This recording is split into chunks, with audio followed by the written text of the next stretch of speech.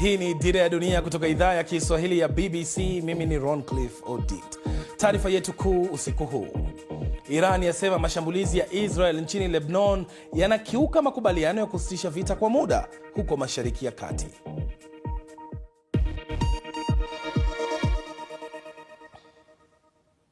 Tuanzie matangazo yetu huko Mashariki ya Kati ambapo rais wa Iran Masoud Pezeshkian amesema mashambulizi ya Israel dhidi ya Lebanon yanakiuka pakubwa makubaliano ya kusitisha mapigano. Amesema vitendo kama hivyo vinaashiria udanganyifu na kutofuata sheria na kufanya mazungumzo hayo kutokuwa na maana.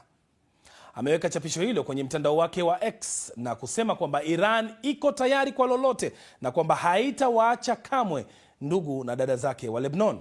Wizara ya afya ya Lebanon imesema zaidi ya watu 200 waliuawa na wengine zaidi ya 1000 kujeruhiwa katika mashambulizi ya Israel kote nchini humo siku ya Jumatano. Waziri Mkuu wa Israel Benjamin Netanyahu amesema Israel itaendelea kuishambulia Hezbollah panapokuwa na hitaji, kwani bado ni tishio kwa wakazi mpakani wa kaskazini mwa Israel. Waziri Mkuu wa Israel amesema kwamba ujumbe wetu uko wazi kabisa, yeyote anayechukua hatua dhidi ya Israel atalengwa. Tutaendelea kuwashambulia Hezbollah palipo na haja ya sisi kufanya hivyo hadi pale tutakaporejesha hali ya usalama kwa wakazi wa eneo la kaskazini. Mwisho wa nukuu. Matamshi yake yanatolewa baada ya jeshi la Israel kutangaza kuwa limemuua Ali Yusuf Harshi ambaye ni msaidizi na mpwa wa katibu mkuu wa Hezbollah Naim Qassem. Katika hatua ya kujibu shambulizi hilo, Hezbollah ilitekeleza mashambulizi ya makombora upande wa Israel mapema hii leo. Mjumbe mkuu wa Umoja wa Ulaya ameonya kwamba hatua inazochukua Israel zinatatiza mkataba wa kusitisha vita kwa muda wa Marekani na Iran. Kaja Kallas ameilaumu Hezbollah kwa kuingiza Lebanon kwenye vita dhidi ya Iran. Naibu rais wa Marekani JD Vance kwa upande wake ametilia mkazo msimamo wa Washington kwamba Lebanon haikuwa kwenye mpango wa kusitisha vita kati ya Marekani na Iran, msimamo ambao pia umechukuliwa na Israel. Nadhani Wairani walidhani kwamba makubaliano ya kusitisha vita kwa muda yalijumuisha Lebanon, na hiyo si sawa. Katika mazungumzo yetu hatukutaja swala hilo kabisa. Tulisema kwamba kusitishwa kwa mapigano ni upande wa Iran na pia kwa washirika wa Marekani katika eneo la Ghuba. Nchini Lebanon, waokoaji bado wanaotafuta manusura katika vifusi vya majengo huku taifa hilo likiadhimisha siku ya maombolezo.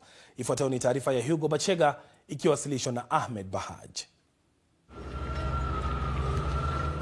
Nchini Lebanon vita havijasitishwa na wakazi hapa wanakusanya mabaki ya nchi yao yaliyosazwa. Kutoka angani, mabomu ya Israeli yalisababisha uharibifu mkubwa. Kwa dakika 10 nchi nzima ilishambuliwa. Israeli inasema italenga Hezbollah na kwamba vita hapa havijaisha katu. Katikati ya vifusi zimesalia kumbukumbu za maisha yaliyokatizwa. Mashambulizi ya anga kote Beirut yalikuwa na nguvu sana na bado kuna kazi nyingi inaendelea huko. Saa kadhaa baadaye bado kuna wingu la moshi linalofuka kutoka eneo hilo na kuna uharibifu mkubwa sana hapa, jambo linalotupa taswira ya nguvu ya shambulio hilo. Abid alikuwa hapa kumwona kakake aliyejeruhiwa. Kulikuwa na vipande vingi vya miili. Watu wanaendelea kushambuliwa. Wafanye nini? Hatuwezi kufanya chochote. Natamani ningekuwa bomu ili niwalipue wale wanaohusika na hili. Adui hana huruma. Tumehamia sasa upande wa pili wa jengo na barabara ya uwanja wa ndege iko kule katikati ya jiji la Beirut, sio mbali kutoka hapa, na bado ni vigumu kuamini kwamba tukio la kiwango hiki limetokea katika sehemu ya jiji. Sijui nieleze vipi jinsi tunavyohisi sasa hivi. Tumevunjika moyo kabisa. Unajua hakuna zaidi ya hapo kwa kweli. Raia wa Lebanon wamechoka. Hii ni vita inayopingwa na wengi hapa. Na katika nchi yenye waumini wengi, baadhi wanaonekana kukata tamaa.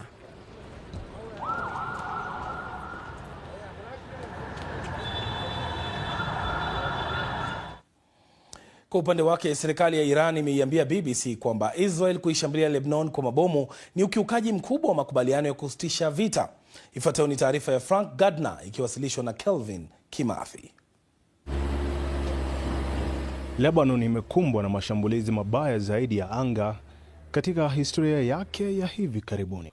Wakati Israel ikiendelea na vita yake dhidi ya Hezbollah, hakuna usitishaji wa mapigano kati ya nchi hiyo, bali ni uharibifu tu. Israel haionyeshi dalili ya kupunguza mashambulizi yake dhidi ya Hezbollah. Iliarusha makombora kuelekea kaskazini mwa Israel usiku kucha. Maafisa wa Lebanon wanasema zaidi ya watu 250 waliuawa katika mashambulizi ya anga ya Israel. Waziri wa mambo ya nje wa Uingereza ameunga mkono mashambulizi ya anga ya Israel, akisisitiza wito wa Lebanon kujumuishwa katika usitishaji wa mapigano. Tunataka kuona mwisho wa uhasama nchini Lebanon. Nadhani hilo ndilo jambo sahihi kwa usalama wa Israel, pamoja na usalama wa eneo hili la Mashariki ya Kati kwa ujumla. Tunataka kuona mwisho huu haraka. Huko Tehran leo kuna maandamano ya kuadhimisha siku 40 tangu kuuawa kwa kiongozi mkuu wa Iran Ayatollah Ali Khamenei. Naibu waziri wa mambo ya nje wa Iran anasisitiza kuwa usitishaji wa mapigano unajumuisha Lebanon na kwamba mashambulizi ya Israel dhidi ya Hezbollah lazima yasitishwe. Ulikuwa ukiukwaji mkubwa tena wa makusudi kabisa wa usitishaji wa mapigano. Hatuwezi kuona kila kitu kwa wakati mmoja. Huu ndio ulikuwa ujumbe ambao Iran uliutuma, tena kwa wazi kabisa. Uliutuma kwa Washington na the Oval Office jana usiku. Na waziri wetu wa mambo ya nje pia alisema kuwa hawezi kuomba usitishaji wa mapigano kisha kubali masharti yake, isipokuwa katika maeneo ambayo usitishaji huo unahusu, na kuitaja Lebanon hasa katika hilo. Alafu mshirika wako aanzishe mauaji makubwa. Lakini naibu rais wa Marekani anakataa. Anasema usitishaji vita baina ya Marekani na Iran haihusishi Lebanon. Ikiwa Iran inataka kuruhusu mazungumzo haya yavunjike katika mzozo ambao walikuwa wakishambuliwa juu ya Lebanon, ambayo haina uhusiano wowote nao na ambayo Marekani haijawahi kusema hata mara moja kuwa ni sehemu ya usitishaji wa mapigano hayo, hatimaye huo ni chaguo lao. Tunadhani hilo litakuwa jambo la kipumbavu, lakini hilo ni chaguo lao. Waziri Mkuu wa Uingereza leo alikuwa Kuba akitembelea washirika wa Falme za Kiarabu na Bahrain. Anasisitiza usaidizi wa Uingereza katika ulinzi wa angani kama kitengo hichi cha vifaa vya kijeshi kilichopo Saudi Arabia. Na katika mlango bahari wa Hormuz, UK pia inaongoza kundi kuhakikisha liko wazi. Iran ndio yenye usemi hapo. Inasaidiwa pakubwa na uwezo wa kijiografia. Lakini Rais Donald Trump ameandika katika mtandao wa Truth Social akitoa onyo kuwa anataka usitishaji vita huo ufuatwe kikamilifu. Na iwapo hautafuatwa, basi amesema kuna uwezekano mkubwa kuwa mashambulizi yatakuwa makubwa zaidi kuwahi kuonekana. Kwa hiyo vikosi vya anga na vile vya majini vya Marekani vinasubiri tu kiwa mkataba huo wa kusitisha vita utasambaratika, basi vita huenda vikaendelea. Ripoti hiyo ndiyo inayotuhitimishia taarifa yetu kuu usiku huu.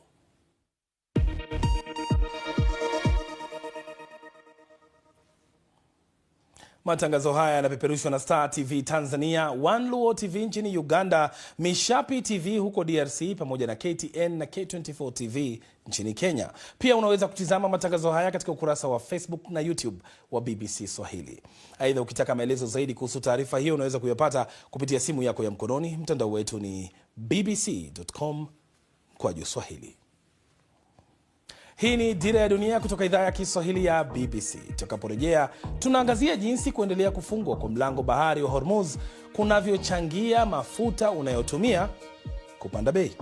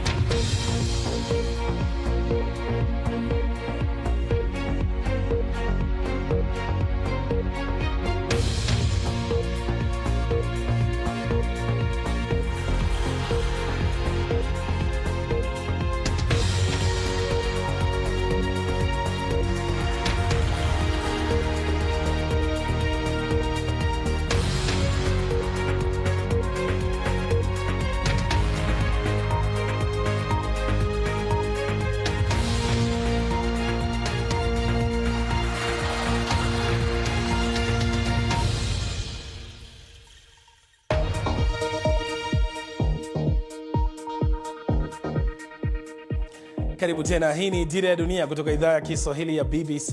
Mimi ni Roncliffe Odit. Sasa mzozo unaoendelea katika eneo la Mashariki ya Kati umetulizwa kwa muda, huku wahusika wakuu Marekani na Iran wakitafuta njia mwafaka ya kusitisha vita hivyo kabisa. Lakini japo mapigano yamesitishwa kwa muda, mlango bahari wa Hormuz bado umefungwa, na hali hii inawaathiri wengi hata barani Afrika. Tuanzie nchini Madagascar. Serikali imetangaza hali ya dharura itakayodumu kwa siku 15 kwa sababu ya kuendelea kukatizwa kwa huduma ya umeme kwa matumizi ya nyumbani na viwandani kwa sababu ya vita hivyo. Kisiwa hicho kikubwa zaidi barani Afrika kimekuwa gizani kwa muda mrefu sasa. Huko Afrika Kusini wametangaza kuongeza kwa bei ya bidhaa ya petroli na dizeli mapema mwezi huu, serikali ya nchi hiyo ikisema kwamba uhaba wa bidhaa hiyo ulichochewa na machafuko nchini Iran, na ndio sababu kubwa ya wahudumu wa magari kulipa zaidi. Changamoto ya upungufu wa mafuta ya petroli na bidhaa zake imehisiwa pia katika mataifa mengi barani Afrika, huku baadhi ya wafanyabiashara wa bidhaa hiyo wakilalamikia uhaba wake, hata nchini Kenya. Mapema wiki hii baadhi ya vituo vya mafuta ya petroli vilirekodiwa vikiwa na idadi kubwa ya wateja waliofika kununua mafuta, huku baadhi ya vituo vikiwarudisha nyumbani wateja wao kwa kukosa mafuta. Kuna hofu nchini Kenya kwamba bei ya bidhaa hiyo itapanda wakati ambapo kuna kashfa ya mafuta yasiyokuwa mazuri kuingizwa nchini humo na baadhi ya maafisa wakuu serikalini. Hofu pia ni sawia na hiyo nchini Tanzania, ambapo wahudumu wa magari ya uchukuzi wa umma sasa wametishia kugoma kuanzia Jumapili Aprili 12 kupinga kuongezeka kwa bei ya mafuta ya petroli na dizeli. Serikali ya nchi hiyo Tanzania ilitangaza kuongeza bei ya mafuta kutokana na yale yanayojiri Iran, na ambapo meli zinazokubaliwa kupita huko ni chache mno. Mapema wiki hii uongozi wa chama tawala nchini Tanzania CCM ulisema kwamba endapo mvutano wa kimataifa kati ya Iran, Marekani na Israel utaendelea, serikali italazimika kutafuta vyanzo mbadala vya mafuta kutoka nchi zenye utulivu. Katibu wa itikadi na uenezi wa CCM Kenani Kihongosi ameonya kuwa hatua hiyo inaweza kuongeza gharama za mafuta kutokana na mabadiliko ya masoko na usafirishaji. Sasa bei ikienda juu, tuangalie impact yake na uchumi wetu itakuwaje. Kwa hiyo ninaamini serikali itachukua hatua mahususi kuhakikisha mafuta yanapatikana. Ndio maana tukasema awali kwamba tunachoshukuru mpaka sasa kupitia serikali kwamba mafuta yapo na hatuna mgao wa mafuta. Ukienda Sheli mafuta yanapatikana, baadhi ya nchi hayo mafuta hayapo.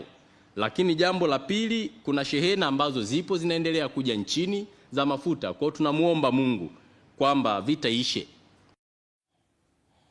Tusalie katika taarifa hiyo hiyo. Sasa familia nyingi ambazo zinaishi na kipato cha chini kote nchini Afrika Kusini zinakabiliwa na bei ya juu ya mafuta ya taa kwa ajili ya kupikia na kupasha joto, hata baada ya serikali kupunguza kwa muda kodi kwenye petroli na dizeli. Kwa sasa wenye magari wanafaidika na unafuu wa kodi ya mafuta, lakini familia zinazotegemea mafuta ya taa katika makazi yasiyo rasmi na jamii za vijijini hazijapata unafuu wowote wa kulingana, ikiwa ni athari ya moja kwa moja ya vita vya Marekani na Israel dhidi ya Iran.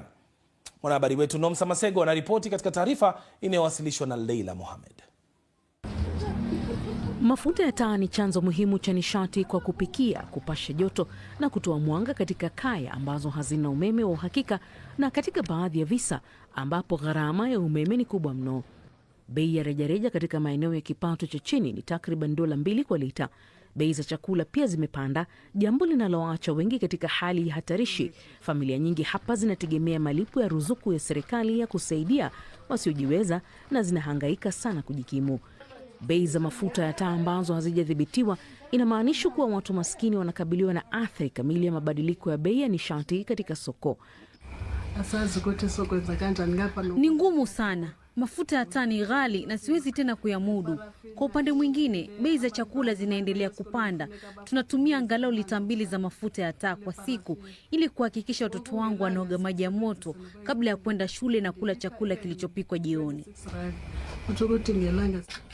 Huku msimu wa baridi ukikaribia, mito imetolewa kupunguza makali hayo kwa kuanzisha ruzuku ili kusaidia kaya maskini nchini humo.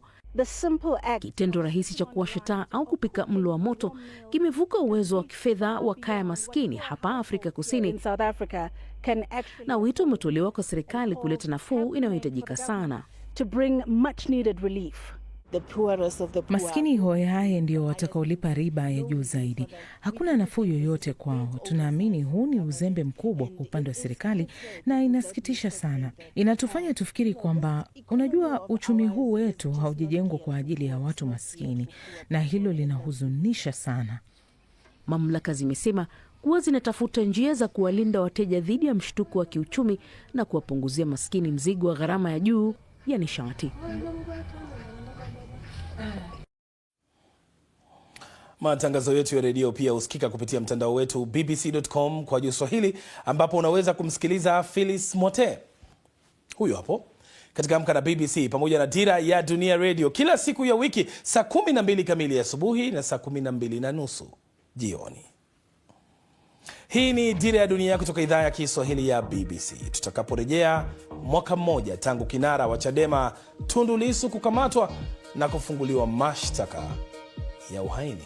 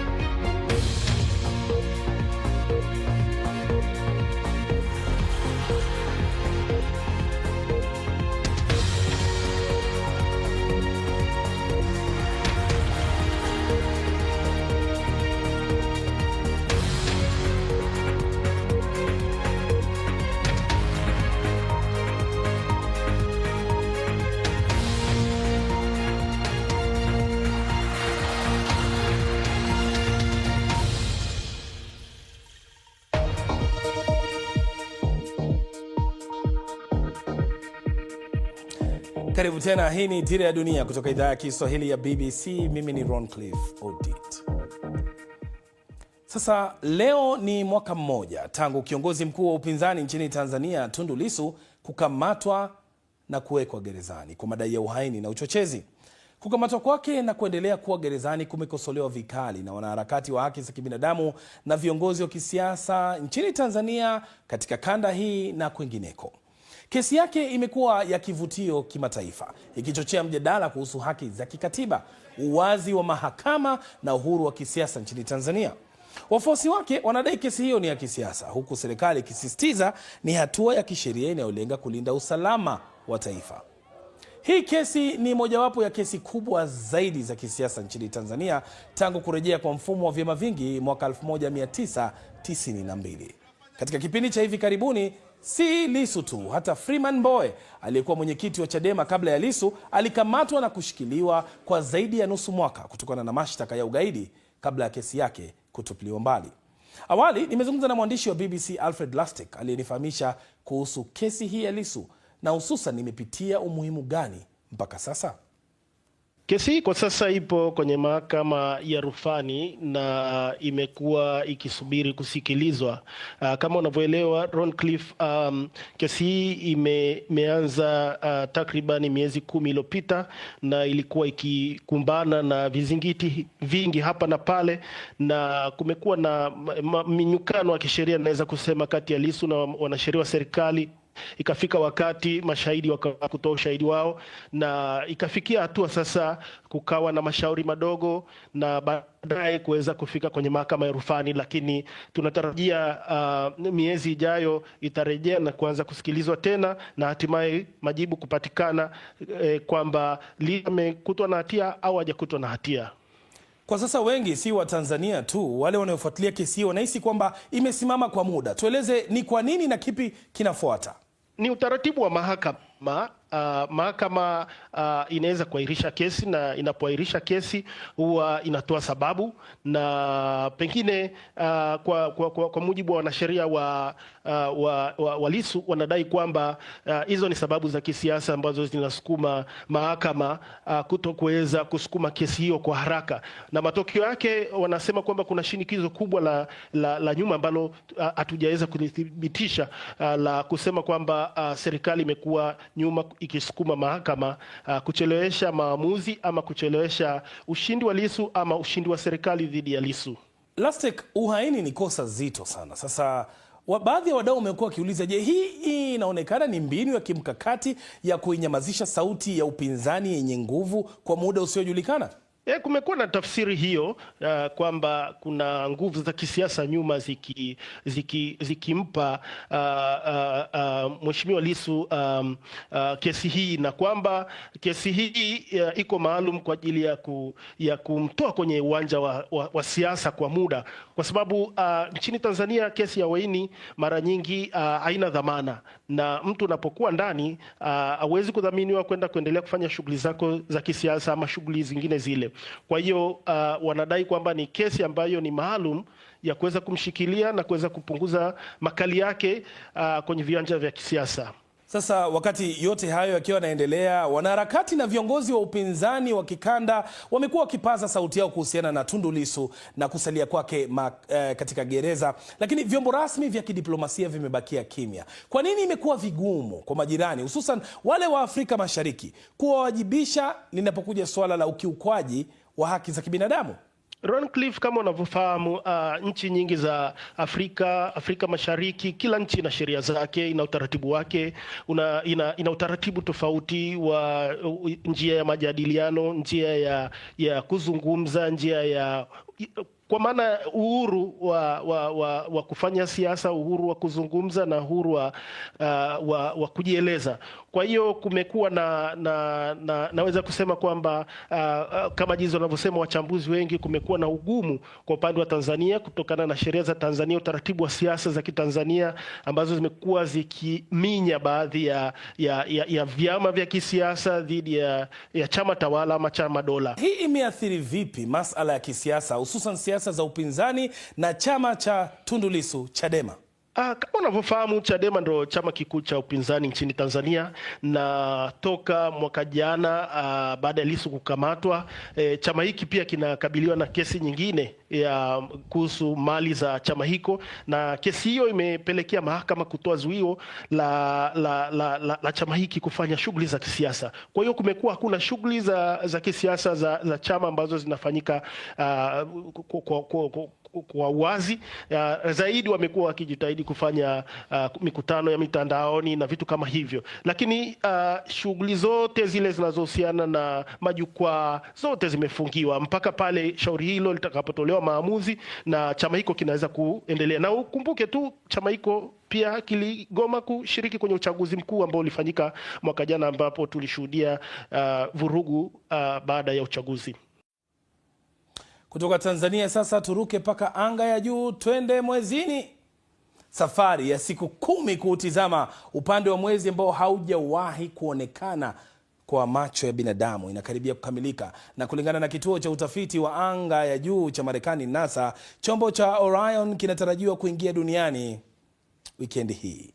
Maafisa katika kituo cha NASA kilichoko huko Houston, Texas, wanasema watakuwa wanakiangalia chombo hicho cha Orion kwa muda wote ambao utakuwa unashuka kutoka anga za juu. Kikosi cha Artemis 2 kinajiandaa kwa safari ya kuteremka duniani baada ya kufika eneo la mbali la mwezi ambapo hakuna binadamu mwingine amewahi kufika.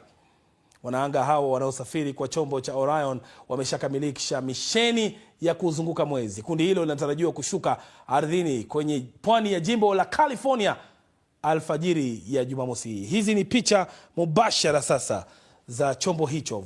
Rubani Victor Glover anasema kwamba wanaanga wenzake wako na hamu kubwa ya kuionyesha dunia picha za kile walichokiona huko mwezini. Hizo ni picha za saa hizi, zinatoka mwezini hizo picha. Hazitoki Mbeya, hazitoki mahali pengine, hizo zinatoka mwezini. Rudisha hizo picha kidogo. Picha za mwezini. Hapa ni katika kituo. Hapa ni katika kituo cha pale wanaofuatilia. Mwezini ndio hapo. Sasa mtu anayetizama sasa, hujafika mwezini, umefikishwa na Dira TV. Hapo unaona mwezini kulivyo.